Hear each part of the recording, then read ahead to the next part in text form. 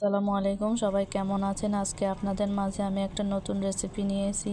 আলু টমেটো দিয়ে চাপিলা মাছের তরকারি। এখানে পেঁয়াজ, মরিচ, হলুদ, মরিচ, ধনিয়া, আদা, রসুন বাটা, লবণ সব উপকরণ এখানে দিয়ে দিলাম। এখন আমি সরিষার তেল দিয়ে দিলাম।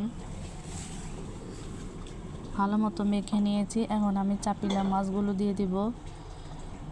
এটাকে ভালো মতো মেখে নেব।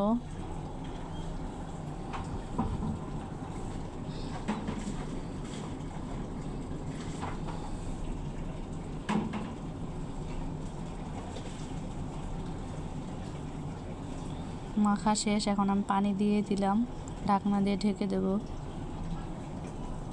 আমার তরকারিটা বলক উঠে গেছে। এখন আমি নাড়া দিয়ে দিব।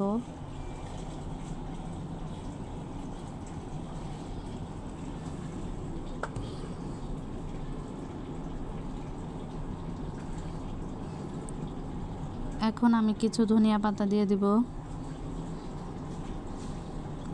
আমার রান্নাটা রেডি।